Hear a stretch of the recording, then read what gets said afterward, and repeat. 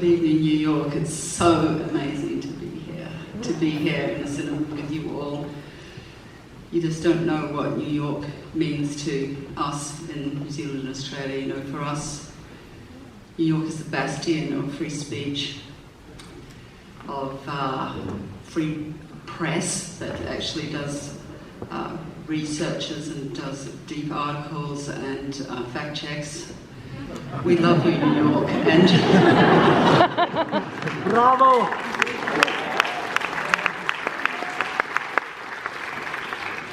I'm actually virtually a New Yorker. And I'll tell you why, because I clean my teeth to Michael Barbara talking about. Yes, Michael Barbara. I get up in the morning and I use my New Yorker app to check the news. Not New York, the New York Times, and then also the coronavirus version of it, and then I read my New Yorker. And I actually have to pay for this because it means that I have to live a day behind the rest of Australia and New Zealand. Because we're actually ahead of Australia and New Zealand, but I'm quite willing to do that. So really, I am virtually a New Yorker. It's so good to be with you tonight.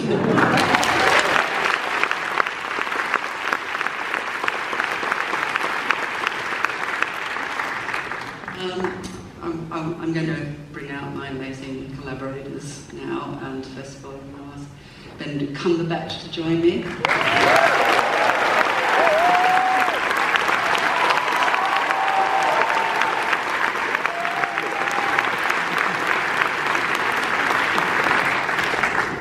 Kirsten Dunst.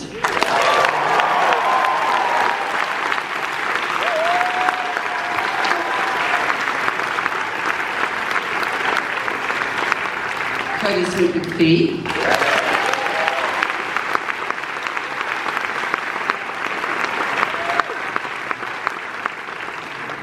And my cinematographer, Ari Wagner.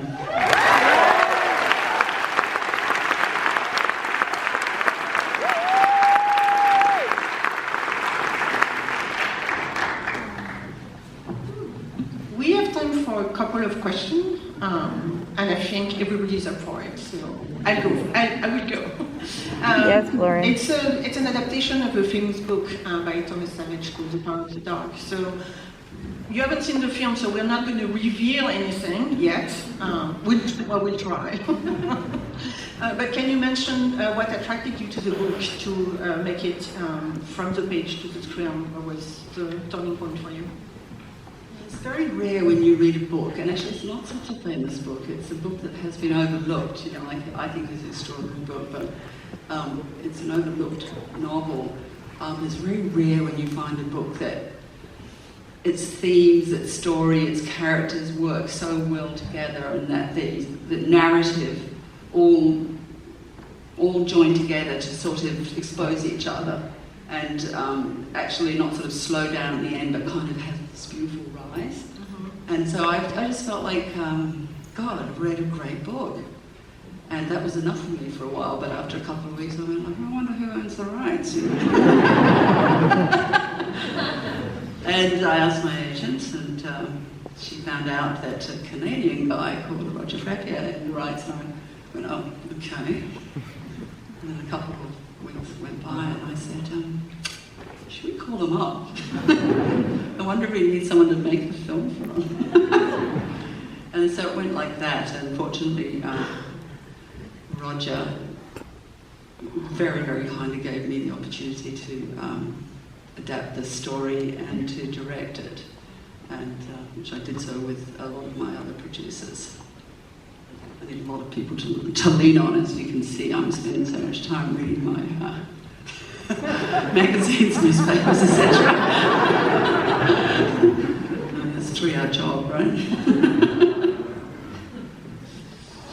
Obviously, you did bring an amazing cast together.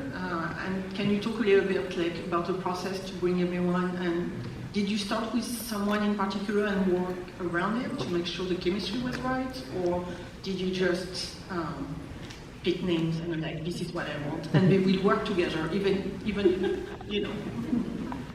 Look, when you see this film, will understand that I had to find somebody who would take on this character for Burbank. He's a cruel, suppressed man, and it's a hard role to take. Americans usually want to play heroes, so.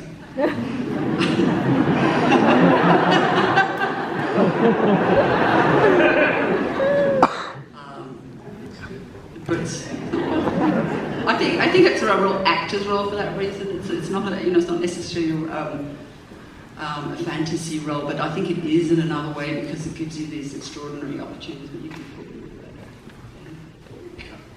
The opportunities, but yeah, it's an amazing part. It's an amazing part. Shall I go over here so I've not got one? This is very in character. Not to get too much of that. Yeah, I'm not too nice to her character.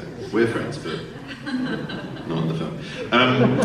Yeah, so I like to look for a challenge and fill as it, but I also, increasingly as I get older, want to work with people who I think can elevate the experience of what I have to offer and storytelling in itself, so that I can enjoy the movie as much as the process of making it, at the end watching it as well. And that's Jane Campion, and I got the golden ticket of both Phil Burbank and Jane. And yeah, I absolutely fell in love with her script, I fell in love with the novel, and I fell in love with Phil.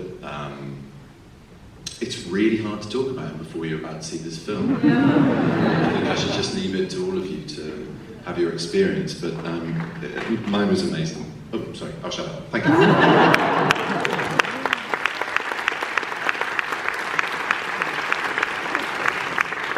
Very hard before because there's so many questions we have, but we just can't go there.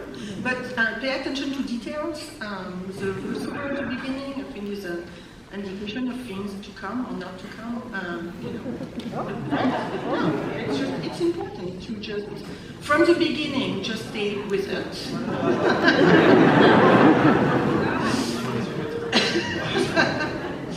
And on that note, before I forget, I think, Jane, you're doing a talk tomorrow at 4 o'clock with Sofia Coppola, so where people can hear more. It's tomorrow, right? Saturday? I think. That is why we're meeting, just to talk about you. You never know. I think it's tomorrow, too. Yeah, we'll find out.